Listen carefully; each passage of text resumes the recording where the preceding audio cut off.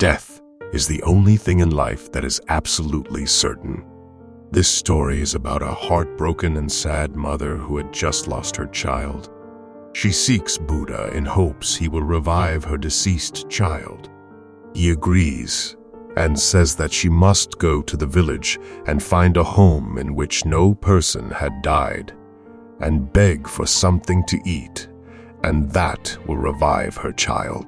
The mother soon discovers that there is not one home that death has not touched, and she felt a sudden tranquility inside as she realizes everyone must die, and it's only a matter of time, and in some cases, that time is shorter than others.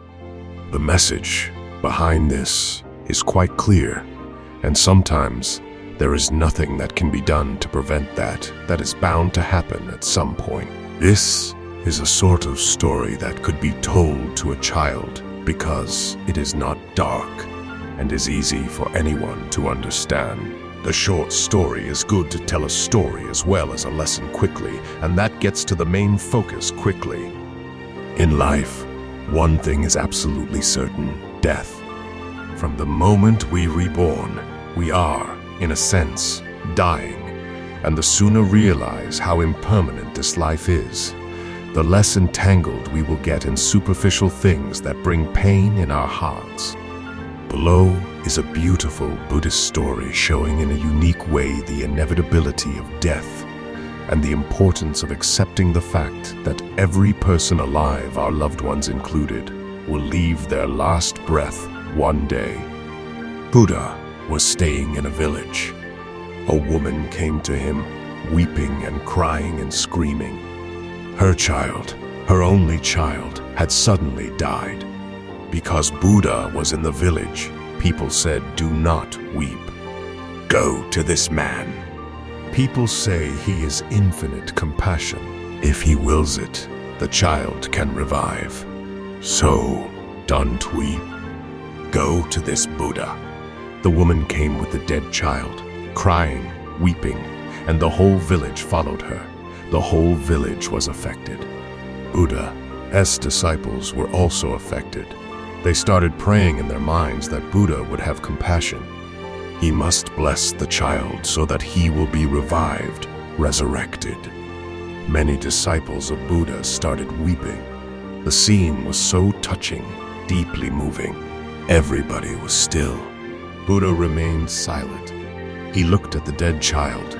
Then he looked at the weeping, crying mother, and he said to the mother, "Do not weep. Just do one thing and your child will be alive again. Leave this dead child here. Go back to the town. Go to every house and ask every family if someone has ever died in their family, in their house. And if you can find a house where no one has ever died, then from them beg something to be eaten, some bread, some rice, or anything but from the house where no one has ever died. And that bread or that rice will revive the child immediately. You go. Do not waste time." The woman became happy. She felt that now the miracle was going to happen. She touched Buddha's feet and ran to the village, which was not a very big one. Very few cottages, a few families.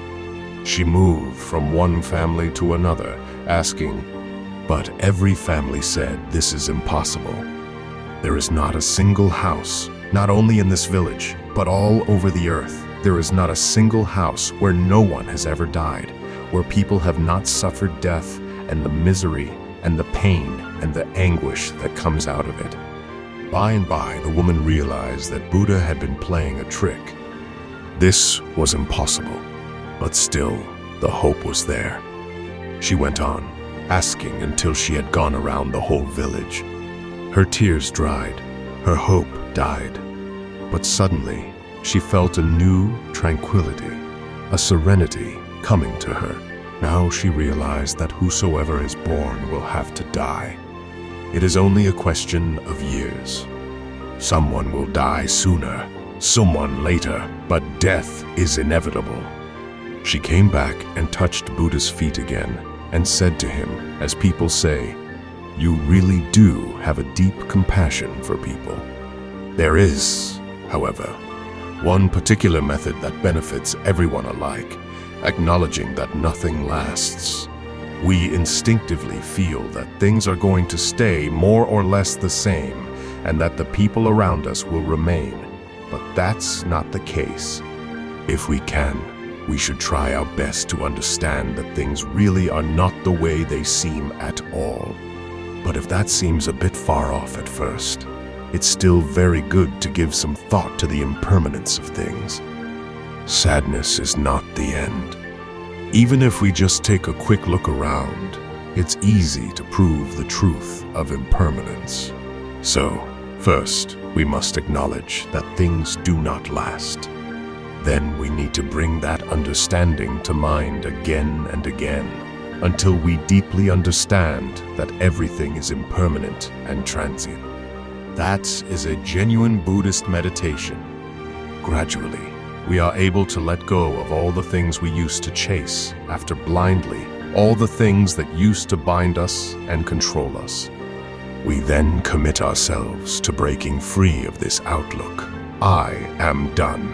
From now on, I want to see things for what they really are. I won't be a slave to my own delusions anymore. I know my perception of the world is completely out of touch with reality. All my daydreams and fantasies, all my worries and fears, they are all trivial and pointless. As we think in this way, our wish to be free grows stronger.